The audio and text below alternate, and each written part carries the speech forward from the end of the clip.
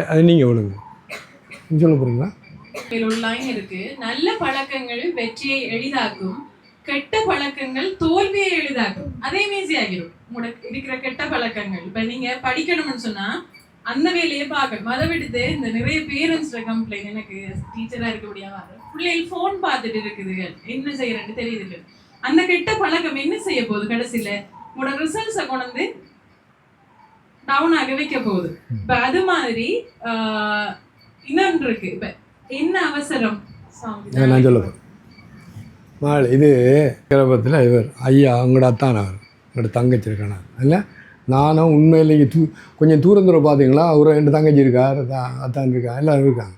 அப்போ என்ன சொல்ல வரேன்டா, இவ்வளோ தூரம் நம்ம கவலையினமாக வாழ்க்கையை சேர்க்க முடிச்சு. சரிம்மா கவனம் கேட்கும். அப்போ என்ன சொல்ல வந்தேன்டா, ஒரு கதை எதுக்கு ஆபம் கதையாவது கேளுங்க. இந்த சாத்தான் சொன்னால் இல்லை டெவிலா, அது அவங்க நிறையத்தில் இருக்காங்க, பயங்கரமான நிறைய. அவனை சரி நாங்கள் போகிறாங்க, இந்த மனிதரெல்லாம் முன்னேறி கொண்டிருக்காங்க, அவங்கள நிப்பாட்டம் உண்டா ரெண்டு ஒரு கூட்டம் ஒன்று வச்சாங்க.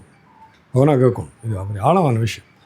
அந்த கூட்டத்தில் என்ன அர்த்தம் வேண்டாம், மனிதன் முன்னேற்றத்தை தடுக்கும். அவன் ஐடியாலாம் போட்டாடே அவனை சரி கிளவர்றா, இது அவங்களுக்கு தெரிஞ்சு போய். ஆனால் ஒரு சின்ன குட்டி சாதாரண சொன்னால் என்கிட்ட ஒரு ஐடியா இருக்குது, அதை அப்படி நீங்கள் அதை கொஞ்சம் கன்சிடர் பண்ணுங்களேன்னு சொன்னால என்னடா சொன்னார், இந்த வசனத்தை மனிதன் மூளைக்குள்ள போடும். அவ்வளோ அந்த வசனம் என்னண்டா, என்ன அவசரம், நாளைக்கு பார்த்துக்கொள்ளலாம். இவ்வளோதான். இதை போட்டுவிட்டா அவங்க அந்த பிரசிடென்ட் சொன்னால் டே மகனே த பெஸ்ட் ஐடியா.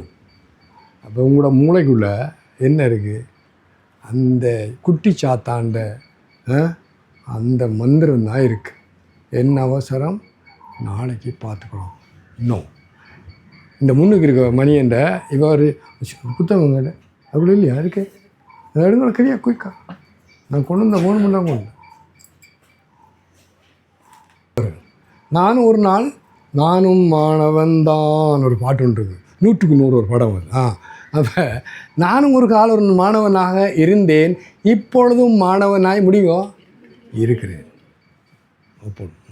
ஓகே கையா ஓடியும். அப்போ இவர் இந்த வாழ்க்கை ஒரு 8-10 பேஜ் தான், அதில் 2 பாயிண்ட் தான் இருக்குது. டிஐஎன்டா டூ இட்னா எதுவும் நல்லதோ உடனே செய்யணும். 2வது தன்யவாத் சொல்லுங்க, இது ஹிந்தி. தன்யவாத நன்றி சொல்லுங்க, பஹமஸ்துதி சொல்லுங்க. அப்போ 2வது நன்றி உணர்வு சொல்லுங்க, attitude of gratitude சொல்லுங்க. நன்றி உணர்வு. இந்த வாழ்க்கை 2 தான் இருக்குது. எது நல்லதோ உடனே செய்வேன், எல்லாருக்கும் நன்றி கடனோடு இருப்பேன். இது இவ்வளோ தான் நம்மளோட லைஃப்.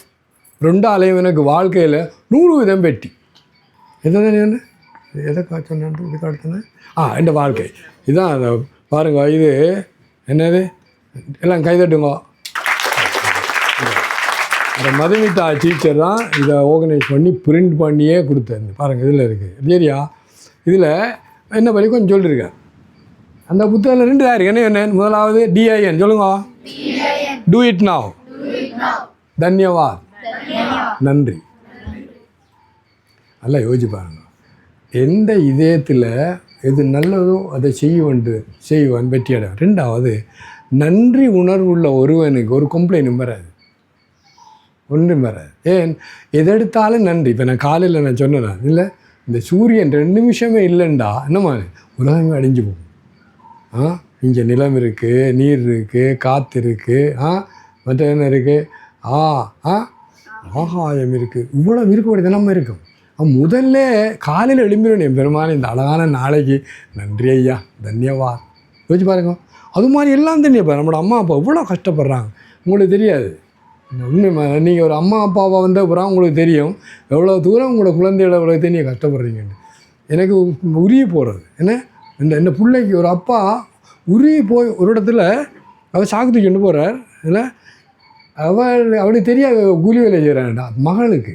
இல்லை அவன் பார்த்தா இது அப்பா இல்லையோ, போய் பார்த்தா இல்லை அப்பா ஏன் 2 வேலை செய்கிறார். எதுக்கு, இந்த பிள்ளைகளை படிப்பிக்கிறது. எவ்வளோ தூரம் இந்த தாய் தம்பி தியாகம் செய்கிறான்னு கற்பனோட பண்ண முடியாது. நான் சொல்கிறேன் எங்களோட கேளுங்க இந்த கதை. ஏன்னா நீங்கள் விழிப்புணர்வு வேண்டாமா இல்லை.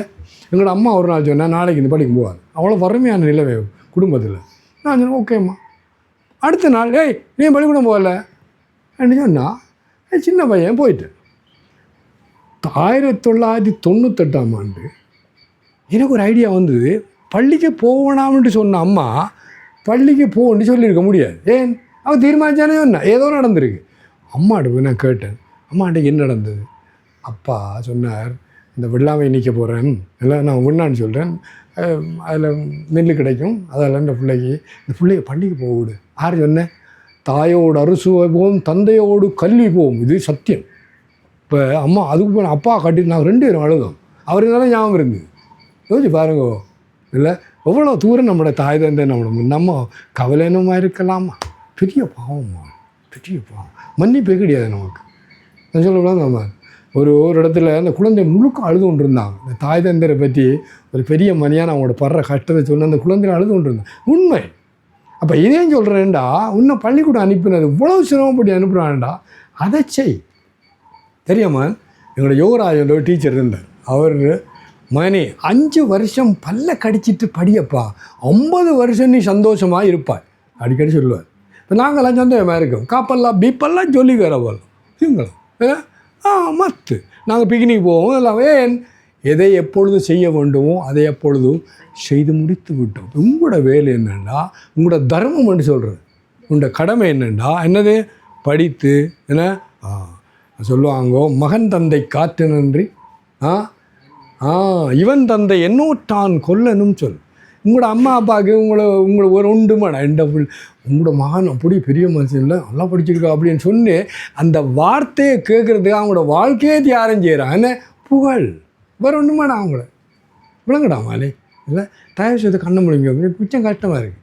இப்போ சண்டை பிடிக்கிற இது பண்ணுறது, நேரத்தை குணாக்குறது, அதெல்லாம் ஓகே. அது ஓகே ஓகே சொல்ல நீ சொல்லிட்டுன்னா நம்ம பார்வதி கண்டினியூ பண்ணோம்.